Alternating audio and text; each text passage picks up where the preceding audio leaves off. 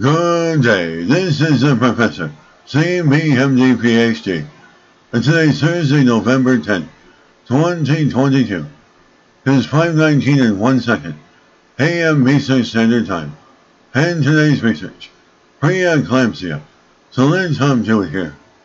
The biomarkers that predict preeclampsia risk.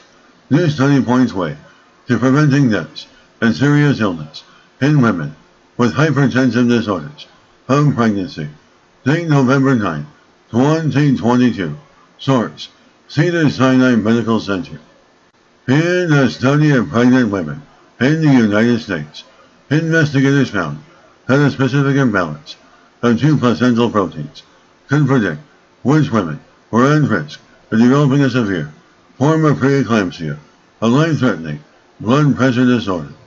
Researchers discovered that a blood test measuring the ratio between two proteins involved in blood vessel development in the placenta could identify which of the women would develop preterm preeclampsia with severe features. And this test was significantly better than all of the standard care markers for preeclampsia with severe features. It predicted with over 90% accuracy whether the patient could develop preeclampsia with severe features or not, while the usual markers were accurate less than 75% of the time. The blinded prospective study of women initially hospitalized for preterm hypertension involved 1,014 patients from 18 hospitals across the nation. And this multi-center investigation is one of a few large studies of the risk of developing preeclampsia with severe features in the U.S. The women represented a more racially diverse cohort than previous studies and included patients from both smaller community hospitals and large academic medical centers in both cities and rural areas. As preeclampsia is the most common hypertensive disorder associated with pregnancy, the severe form of the disease can lead to dangerously high blood pressure, organ failure, vision loss, or even stroke. It affects approximately 5% of pregnant women and is a leading cause of maternal and fetal death and serious illness. Investigators found that a specific protein imbalance revealed in blood tests of the hospitalized pregnant women provided a way to quantify their risk of developing severe preeclampsia.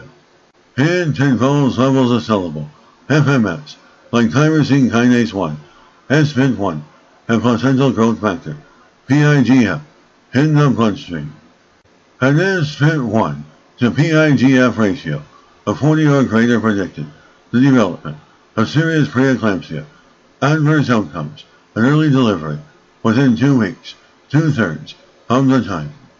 Conversely, if the critical ratio between the two proteins was below 40, they found the risk that the patient would progress to preeclampsia with severe features within 2 weeks of the blood test was less than 5%. And currently the only cure for preeclampsia is delivery, a test indicating that a preterm patient, a woman who has completed less than 37 weeks of pregnancy, is likely to develop severe disease, can help optimize care.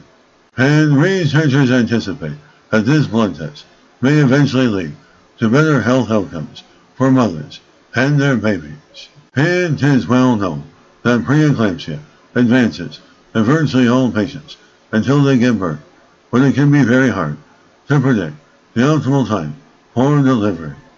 Having an accurate test would help us ensure that the mother was in the right hospital for management of her care and that of her preterm baby.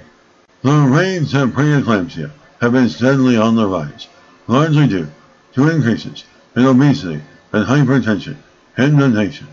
The Black American Indian and Alaska Native women have significantly higher rates of the diseases than white women and a higher risk of death. The investigators also hope the findings can point the way to potential drug therapies for women at risk. We know SFIT1 is a protein that goes up even before any symptoms of preeclampsia occur, in the ratio of SFIT1 to PIGF predicts worsening disease. Further research may identify a drug mechanism that could reduce levels of SPIT1 and be used to safely prolong pregnancy that would be a game changer for very preterm preeclampsia patients. While the study involved a single blood test of 2 patients, investigators are encouraged that more research involving large numbers of subjects will provide better tools for thwarting preeclampsia before it can seriously harm patients and their babies. Good day, this is the Professor of Microbiology, Bioinformatics, and Pathophysiology. This video was created for educational purposes only. Hope you enjoyed listening. Until next time, have a great day.